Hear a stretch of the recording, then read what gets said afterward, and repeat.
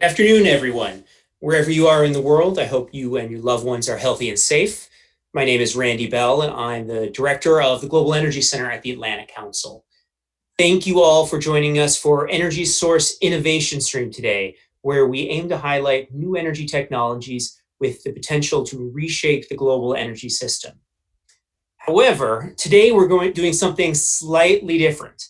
Instead of highlighting a technology, we'll be discussing a financial innovation aimed at bringing renewable energy to promote peace in fragile regions.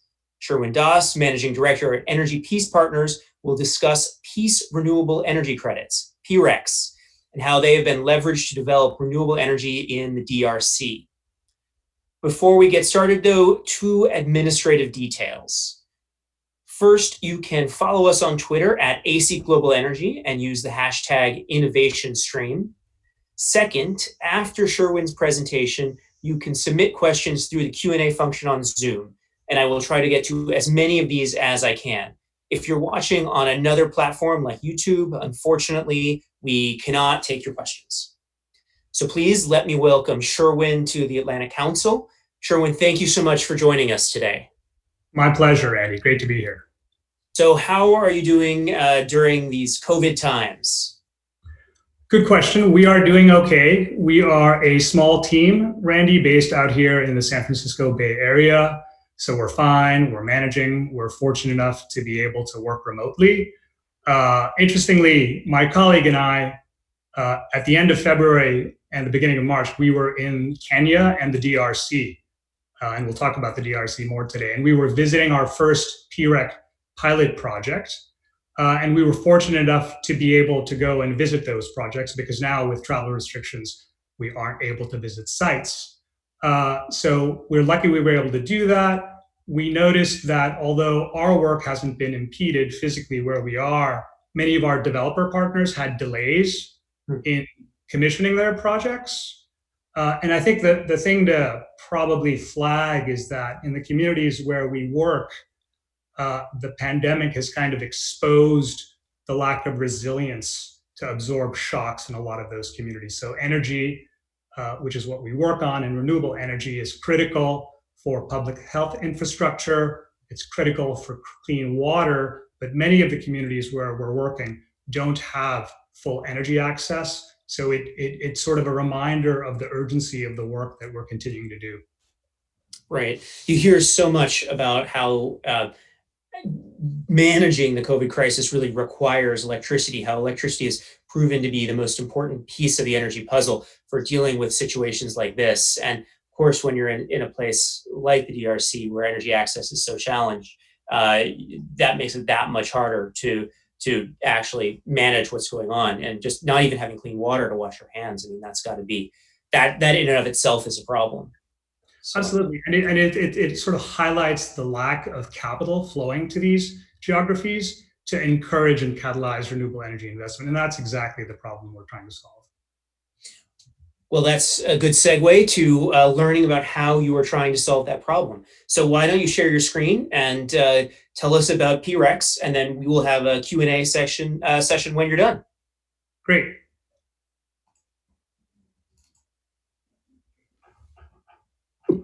There we go. Great. So again, Randy, thank you. And thank you to the Atlantic Council Global Energy Center for the opportunity to talk about what we do. Let me give you a little background on our organization, Energy Peace Partners.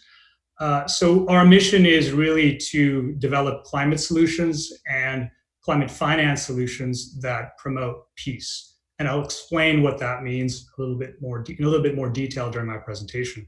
Our team is composed of experts in peace building, climate security, and renewable energy. My own background is that I've spent most of my career working for the United Nations around the world in post-conflict or conflict-affected environments. And the reason that we brought this team together is because we look at renewable energy through a peace-building lens. So in addition to myself and my colleague who are peace-building experts, we have climate security and folks that are well-versed and have spent their careers doing renewable energy finance and renewable energy development. And as far as we know, this is a very, very unique amalgamation of people. We have two program areas. The first is research and advocacy. So we've teamed up with the Stimson Center on an initiative we call the Powering Peace Initiative. And very briefly, what we do as part of that program is we look at the intersection of conflict and energy in our target geographies.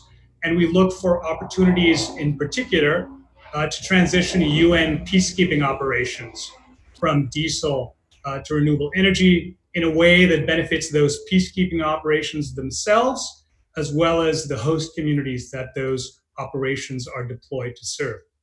But our big idea, and it's what I'll talk to you about today, is on the innovative finance side. We've developed an instrument called the Peace Renewable Energy Credit to catalyze renewable energy investment in our target geographies.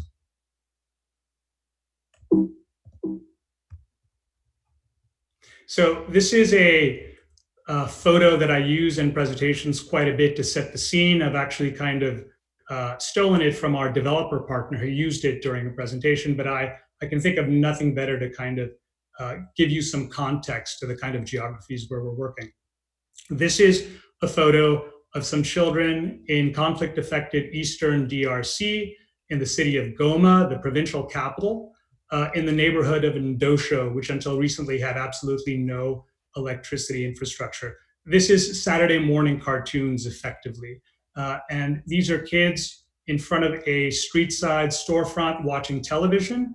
And that storefront is powered by a diesel generator because of the lack of electricity in that community. Goma's electrification rate is 3%. That's 3% of households have access to electricity in Goma, which is significantly lower than the very low national electrification rate in DRC, which is 19%. And according to the World Bank, about 25% of 25% of people live in conflict and fragile communities. So a lot of our work came out of research we did when we were at the University of California, Berkeley's Renewable Energy and Appropriate Laboratory. So before we spun out into Energy Peace Partners in 2017, we incubated a certain set of ideas and did some analysis at the university. And we observed a few things. We observed that climate change is affecting fragile countries to an inordinate extent. So of the 78 countries that are really vulnerable to climate change, the vast majority of them, 72%, rank high on the Fragile States Index. So climate change is exacerbating conflict-affected areas, lack of food security, scarcity over resources. And in addition, those fragile conflict-affected communities, we're seeing conflict at unprecedented levels today. So there's 71 million people that are displaced today as a result of conflict. Record annual UN peacekeeping budgets approaching about $8 billion year on year. There are more than 100,000 peacekeepers deployed in these crisis settings, and we're seeing record humanitarian aid expenditures at the same time. At the same time, we noticed that energy poverty, there are 840 million people in the world today that lack access to electricity. The majority of them, almost 80%, live in 20 countries in sub-Saharan Africa and Asia. And sub-Saharan Africa, where 1 out of 2 people don't have access to electricity, there are 20 countries in sub-Saharan Africa with the lowest electrification rates.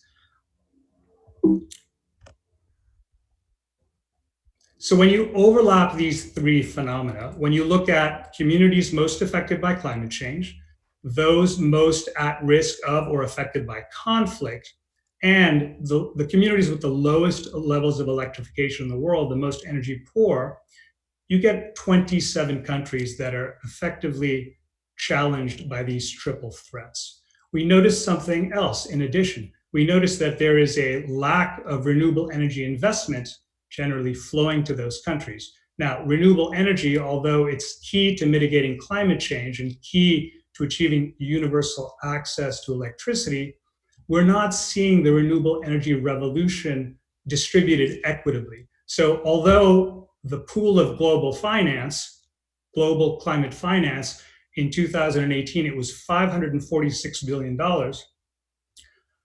$300 billion of that, of the majority went to renewable energy. However, the focus is on the largest emitters, which means that there's very limited renewable energy investment flowing to those countries that are most impacted by climate change. And of the 5% of that global finance goes to Africa and the Middle East. And we can assume that a very, very, very small percentage, small slice of that 5% is actually being deployed and going to fragile states because they have very, very unique challenges and they lack the traditional incentives for renewable energy investment, as we've seen renewable energy being grown in the United States and in Europe and in other markets. So they're being left behind, basically, and that is one of the problems we're trying to solve: the lack of renewable energy investment in fragile, conflict-affected countries.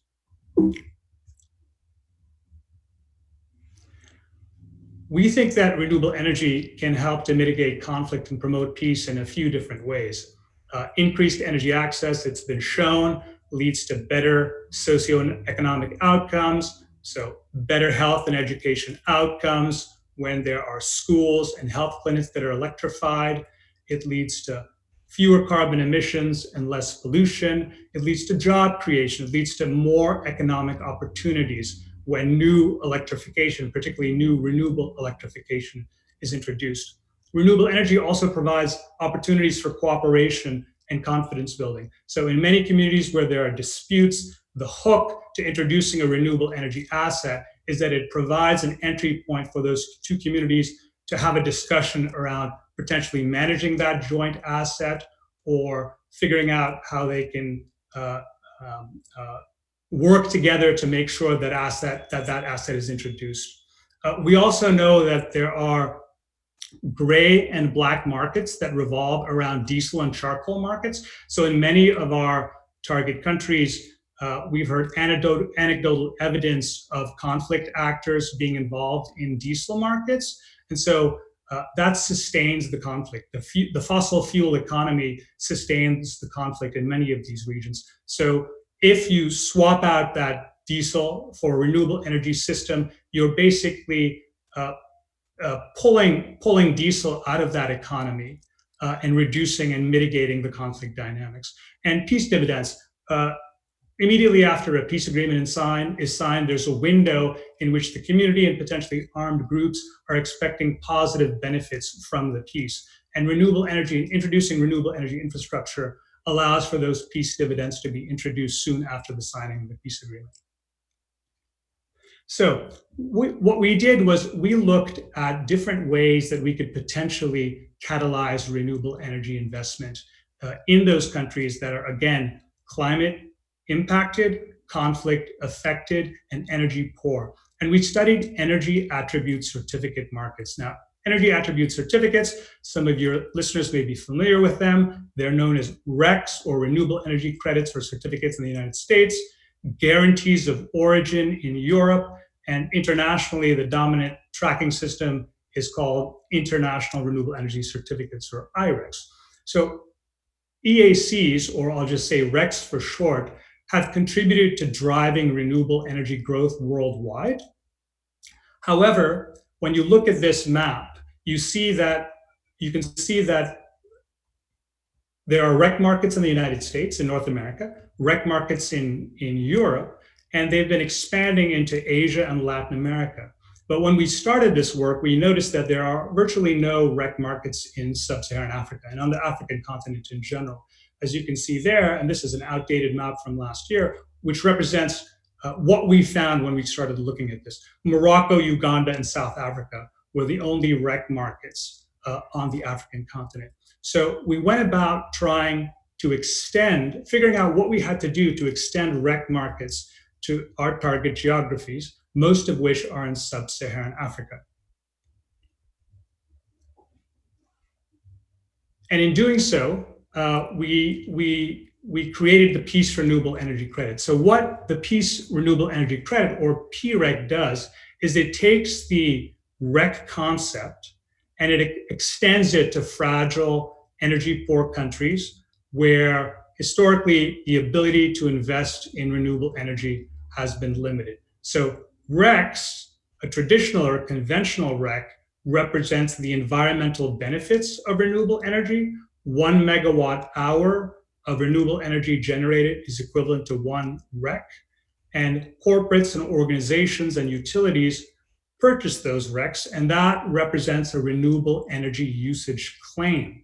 So whereas a traditional REC represents the environmental benefits, peace renewable energy credits, or PRECs, represent both the environmental benefits and the positive social benefits of renewable energy generated from projects in fragile, energy poor settings. How it works, again, a PREC is an international renewable energy credit, which is verified for renewable energy generation, with an added label from our organization, Energy Peace Partners, which certifies the social benefits associated from that generation. So who are the key players in a PREC transaction? A PREC transaction effectively involves buyers and sellers, and their engagement results in the deployment of new renewable energy capacity in those local communities. Why do companies buy PRECs?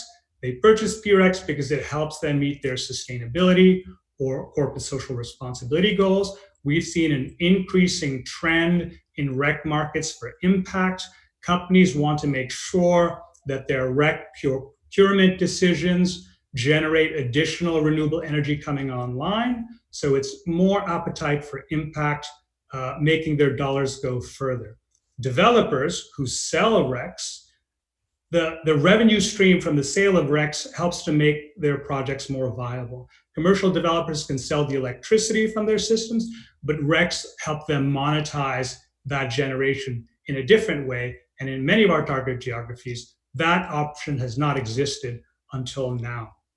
The revenue helps those developers make their projects more viable, or allows them to build additional projects separate from the core renewable energy project. And of course, the communities are the ones that benefit the most in terms of the social, environmental, and economic benefits from that deployment of renewable energy generation. What's most exciting about PRECs is that it establishes a market. It establishes a market for renewable energy generated in our target geographies, again, fragile, energy poor regions, where renewable energy has been very limited. And it provides an entry point for companies to support transformative projects. So in concrete terms, I'd like to give you an example of how this looks.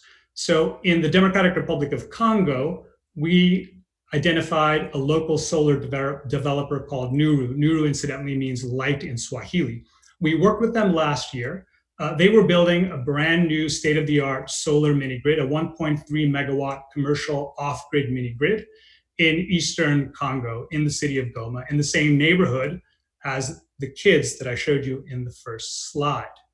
And as they were building this, we reached out to them and we asked them what they would be able to do if we could potentially market and sell PRECs from the project. Now, they had already raised all the financing for the project, so they didn't need PREC revenue to help finance the project. But we asked them if they could do something additional to the core project. They consulted the local community. The local community identified a priority community street lighting project in the Ndosho neighborhood, where again, the boys that I showed you are from. And this was a community that at night had high levels of insecurity and crime and violence. Shops had to close their doors when evening fell. Parents had to bring their kids home.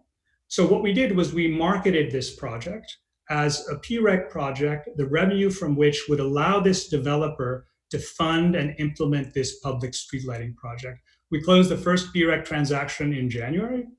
And what that meant is it unlocked an entirely new revenue stream from a company's sustainability budget, the budget from which they typically purchase conventional RECs. But in this case, they purchased peace renewable energy credits. That unlocked tens of thousands of dollars to fund this community street lighting project. And that was completed in March. And in March, we received a video from that project showing the celebratory atmosphere and the jubilation of this community being able to actually be there outside at night. And since then, we've learned it's really allowed businesses to stay open and night markets to flourish. And it's really had a positive impact in that community.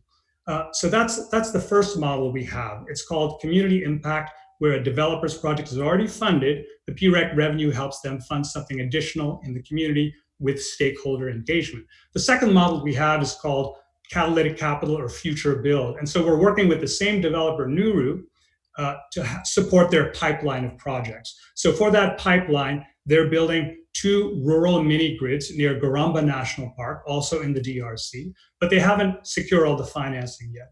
And so the idea for that is a PREC pre-sale will help the developer lock in the remainder of the financing. And our idea is to help catalyze at least 10% of the financing for the project. Our developer partners have told us that just the idea of a PREC, that there's this contracted cash flow that's tied to performance, helps de-risk the project for investors and allows the investors to step in and allows those developers to secure the rest of the financing for the project. And these are a few images from that pilot project. So on the left upper, you can see the solar plant. So this is a Nuru solar plant. It was commissioned in February of this year. It's one of the largest off-grid solar plants currently operating in sub-Saharan Africa. And so PRECs were generated from that project. And the revenue allowed Nuru to fund this public street lighting project. On the top right, you see the community in the daytime. On the bottom left, you see that it's almost completely dark at night.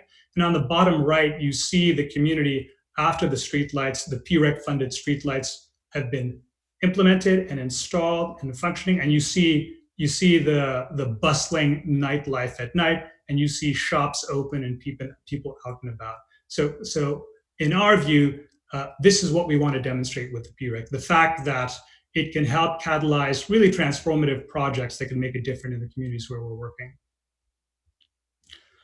Our project pipeline is, so we've demonstrated and proven the concept with the PREC. We've launched this PREC, we found a buyer and a seller. We're formally issuing the PRECs this year. Our role as Energy Peace Partners, technically it's as an issuer. We verify the generation and we certify the social benefits, but our role really has been more of a matchmaker role, creating this market, raising awareness among corporates and other buyers about this product, and identifying developers on the ground in countries like Chad, Mali, Somalia, South Sudan, Uganda, and DRC, as I've talked about. So generating supply of PRECs, at the same time trying to raise and increase demand for PRECs. So one of these projects that we're developing right now, I'll give you an example outside of DRC, it's in South Sudan. We've been working with the developer who built a 700 kilowatt solar plus storage system in a humanitarian setting. So Malakal is a community in South Sudan that has seen quite a bit of conflict. South Sudan is in the midst of the civil war still. It's one of the least electrified countries in the world, actually the least electrified country in the world, along with Haiti. And what this project is the solar developer built a 700 kilowatt system for a group of humanitarian agencies. And so the power services, the humanitarian organizations that are providing support services to a displaced persons camp with 30,000 people. And the idea is that PRECs from this system would be sold and would help to electrify a local hospital and some of the health clinics in the camp. So we're working to develop this project right now. It's another model for the community impact, where it supports public health infrastructure. At the same time, we're working on identifying pilot projects in Asia. Myanmar and Bangladesh are on our list of target countries. So the idea in our next phase is growth and scale, and to build out a pipeline of PREC projects so we can really get this market going. And that's about it. And I would close by saying our aspiration really is to support new renewable energy projects through the issuance of PRECs in the target countries that I've mentioned, and create this growing and flourishing PREC market. We'll be opening an office and having a regional presence in Nairobi as soon as we can to support this pipeline development. And we hope, and the hope and the ambition, as I said from the beginning, is to prove and to build a body of evidence that renewable energy can really be a driver of peaceful, stable societies. Sherwin, thank you so much. This was really phenomenal and really ambitious and perhaps incredibly transformative for these communities. We have a few minutes for questions. I know I have a bunch, and there's some that are starting to pop up in the Q&A. So please, if you do have questions, use the Q&A function. First question on my mind is, it's very straightforward how you quantify the rec piece, but how do you quantify the peace part of it? What do you need to generate that P portion of the PREC? No, that's a great question. Yeah. So our initial criteria, and I should say that our priority was really to issue the first PRECs, have some basic criteria, issue the first PRECs, make sure that there's supply and demand. So our initial criteria was that it had to be in one of our target countries, so highly climate impacted, conflict at risk, and energy poor. It had to be a new project, because we want PREC purchasers to support new generation. And for those projects in which it's a community impact model, where it's a community project, there has to be some level of stakeholder engagement. So those were our initial criteria. The next step, now that we've proven the concept that there are buyers and sellers for PREC, is to develop a methodology to kind of quantify that impact. So how do you measure and quantify the peace building benefits of renewable energy? That's a difficult question, because it's difficult to sort of figure out what the inputs are to peace. But we are working with a few research organizations who have quantified, for example, job creation benefits. And we hope to develop a methodology as we go. But as I mentioned, what we wanted to do in the first instance was develop some basic criteria and make sure that we can launch it and make sure that there's market appetite for it. Got it. Now you said you need to create supply and demand. Now you mentioned at the beginning that some of your developers are having some slowdowns because of COVID, so the supply might be slowing down. But is the demand for PRECs and for RECs in general slowing down? Or are you still seeing corporates interested in purchasing those? Yeah, and in terms of the REC markets, we don't see a slowdown. I mean, from the carbon services and trading companies that we talk to, they're busier than ever. In terms of demand for PRECs, it's a new product. Again, we found a corporate buyer. We're not able to say who that is, that engaged in the first transaction. We hope to be able to tell you soon. There'll be a public announcement forthcoming. But we've had enough interest to be optimistic about going ahead and developing that pipeline. As I said, there's increasing corporate interest for impact, increasing corporate interest to solve global problems, increasing corporates that have more and more renewable energy targets and sustainability targets. So we are pretty optimistic about the future in terms of the PREC corporate demand. Got it. We have a question from our friends at the Energy Futures Initiative. I'm not sure who signed in, but hello to whoever that is. How do PRECs overlap with CDM offsets, and how do they differ? That's great. It's a very good question, and it comes up quite a bit. So PRECs, or RECs in general, are a sister mechanism to carbon credits or carbon offsets. Carbon offsets assign value to the amount of diesel displaced. RECs and PRECs assign value to renewable energy generated. So again, 1 megawatt hour for one REC. So they're different. So if you have a solar or a wind system, for example, you cannot issue RECs and carbon credits at the same time from the same system. You have to choose between one and the other. We chose the REC route because it's simpler, it's more straightforward, and we were able to do this on a quicker timeline than we would have if we had gone the carbon offset route. And also our PRECs sell at a premium, quite a high premium to traditional RECs, and we were able to do that with this first project. On the carbon credit market, I'm not sure we would have been able to do that. Got it. Question for me is, who bears the most risk for in the PREC market? Is that the developer? Is that you as an issuer, where essentially your credibility is on the line if a project doesn't work out, or does the buyer bear any risk? Yeah, no, that's a good question. So the contractual arrangement is between the buyer and the seller, and we are the issuer, providing a label that says these RECs are peace RECs. So what we do is we go through due diligence with the buyers with the developers that we work with. And then the buyer, of course, goes through another level of due diligence. But the idea is that because what we're doing is providing an entry point for these buyers to support projects that they would never have known about, we want to make sure we're screening projects that are viable. And we want to make sure those buyers are entering into arrangement with developers that are viable developers, have strong business models that are going to be around for a while. So there's risk that we seek to mitigate in the process that we go through for screening developers that we work with. Got it. Well, unfortunately, we are out of time.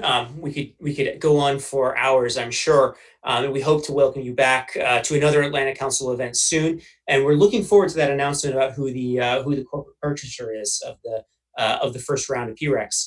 But thank you everyone for tuning in, especially Sherwin for your really remarkable presentation and this transformative work. Make sure to connect with Sherwin on LinkedIn, and you can share this presentation from the Atlantic Council website, or YouTube, or Facebook, or Twitter. I'm sure that others will be interested. I want to thank all those who helped put this event together, including Olga Kokova, Katie Winsett, Brianna Pistone, Jasper Gilardi, and Roger Morales. I hope you will all join us for the next episode of Innovation Stream, featuring Cosma Penzacci, Executive Vice President for Hydrogen at SNAM, the Italian pipeline company, on Thursday, July 30th at 8 a.m. You can also join us tomorrow, Wednesday, July 22nd at 11 a.m. Eastern, for an event on green stimulus in the energy transition. That's it for now. We're looking forward to seeing you again soon. Sherwin, thank you again for joining us.